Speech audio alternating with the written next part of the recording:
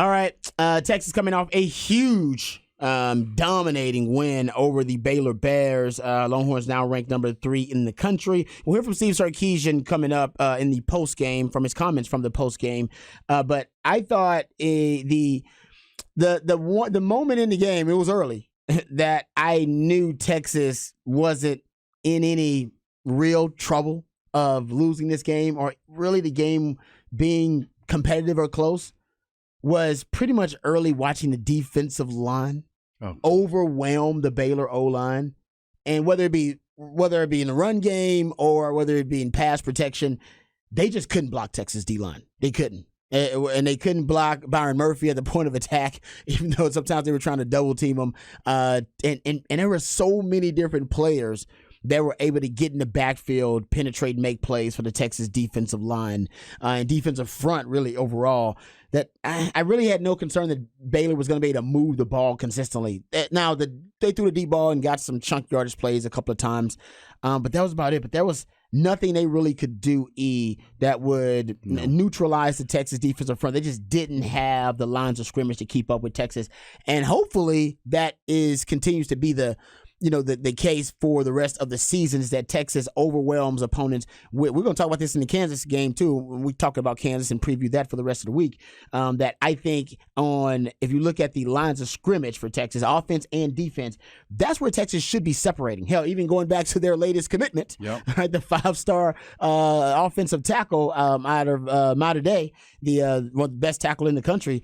That's where Texas is going to be separating from their opponents, and that's where they separated from Baylor, was on the lines of scrimmage. Well, Baylor just couldn't keep up. For everything this weekend that was unexplainable, and you can't believe your eyes, you're watching this, there was nothing in that game that was surprising. We talked all last week that Baylor doesn't match. I mean, this was Texas. This is a program in Texas on the rise, that they're getting better.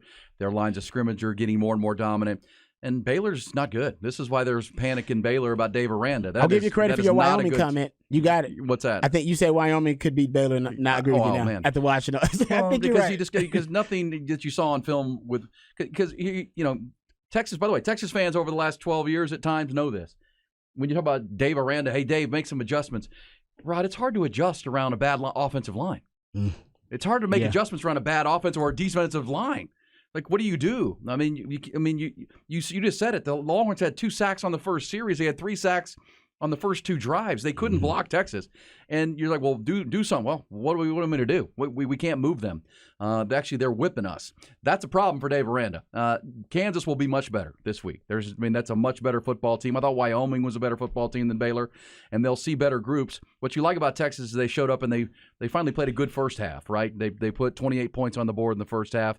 They had for the 4th game in a row, they had a 21-point quarter, Rod, which, this is becoming a common thing about how explosive they are. The second quarter this time around was a 21-point quarter for Texas. They did it in the third quarter against Rice. They did it in the fourth quarter against Bama and Wyoming. And this time they did it in the second quarter. And the Baylor game was over at that point. 28-6 was the score at the time. And then they pitched a second-half shutout defensively against an inept Baylor team. Well, and I love their sudden change defense, too, because there were times where Texas could have given up some more points, especially after muffed punts. And you talk about coaching. Yeah, exactly. You talk about coaching points that Texas can still go into this week to improve on. Well, obviously, kick returns are a big part of that. A muffed kickoff return, too, from Keelan Robinson. He just recovered it. Added 2 muffed punts that they lost from Jay Witt and from Xavier Worthy. And the defense, they were stout in that moment, and they used both their back and gave up a field goal at one time. And like I said, in that situation, a field goal is a win for the defense. And then I believe they kept Baylor off the board in the next time around. So Texas defense looks like they're the real deal. That's why everybody's excited about the Kansas game, and you should be.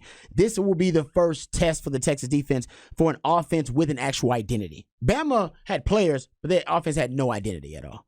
They didn't even know what the hell they were. Maybe Bama found their identity in the second half of that Ole Miss game because Jalen Milroe had a heck of a half after having a struggle in the first half. So we'll talk about it, and we'll hear from Sark coming up throughout the morning. Also, we'll get you some facts on this 5-star commitment. Longhorns, how about this? Longhorns now, as we sit here this morning on this, the 25th of September, have a commitment from the number 1 pass rusher in the country and the number 1 left tackle in the country for the class of 2018. Yeah, Colin Simmons tweeted out that practice is going to be fun. Yeah, that's pretty good. That's pretty good. And we'll tell you about Brandon Baker and how that plays out. Number 1 edge rusher in the country, from Duncanville, now the #1 left tackle prospect in the country Impressive. from modern day high school.